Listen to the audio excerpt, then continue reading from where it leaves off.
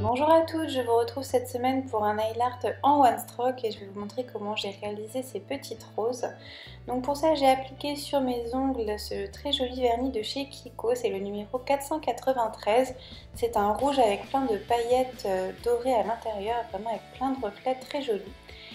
Et donc pour aller avec, j'ai pris deux couleurs de peinture acrylique, de la blanche et de la rouge, ainsi que mon pinceau plat carré à one stroke. Sur un ongle matifié, je commence par faire mes formes. Donc sur le pouce, j'ai voulu faire une rose un petit peu différente, donc vue de 3/4, un petit peu ouverte. Donc je commence à faire un gros pétale au centre, deux plus petits sur les côtés. Comme d'habitude, je passe deux couches pour que ce soit bien opaque. Sur mon gros pétale du centre, je vais faire un petit U en fait pour faire le retour du pétale. Et ensuite, je vais relier mes pétales du côté à mon pétale du milieu. C'est pas très clair, mais les images sont un peu plus parlantes, j'espère. Ensuite, pour mes autres doigts, donc là, je vais réaliser des roses complètement ouvertes. Donc pour ça, je commence par faire des arcs de cercle en quinconce en plaçant mon blanc à l'intérieur pour faire une rose, pour faire le cœur de la rose. Et ensuite, les pétales extérieurs, je vais mettre mon blanc à l'extérieur du coup. Ça va donner vraiment l'impression que votre rose est ouverte. Donc je commence par faire 4 pétales en quinconce à l'intérieur de ma fleur. Ensuite, je fais l'extérieur de ma fleur en plaçant le blanc à l'extérieur. Et ensuite, petit à petit, je vais venir combler les trous, en fait, l'espace vide entre les pétales extérieurs et intérieurs.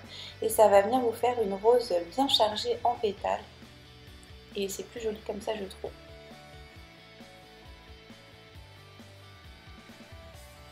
Donc je passe toujours en deux couches.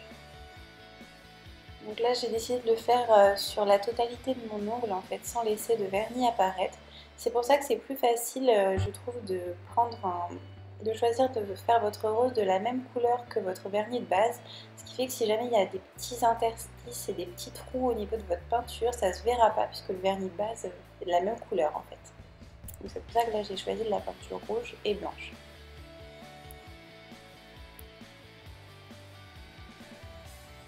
Donc là c'est le même principe que tout à l'heure, il faut essayer de donner du mouvement à vos pétales. Plus vous vous rapprochez du centre de la fleur, plus vous allez tenir votre pinceau bien à la verticale. Ça va permettre d'avoir un joli dégradé en fait. Donc plus votre pinceau est petit et plus ce sera facile parce que c'est vrai que c'est un motif vraiment tout petit. Une fois que j'ai fini mes pétales en one stroke, je prends un pinceau fin et de la peinture acrylique blanche et je vais redessiner tous mes contours au niveau du blanc du coup pour bien délimiter la fleur et la faire ressortir. N'hésitez pas à faire des traits un petit peu tremblotants, c'est ça qui va donner de la vie à votre fleur. Et bien sûr pour terminer et révéler tout le motif, on passe une couche de top coat et vraiment ça donne le résultat final que j'aime beaucoup. Dites-moi ce que vous en pensez dans les commentaires. Ce tuto est maintenant terminé, j'espère qu'il vous aura plu. Moi je vous donne rendez-vous la semaine prochaine pour un nouveau tuto. À bientôt!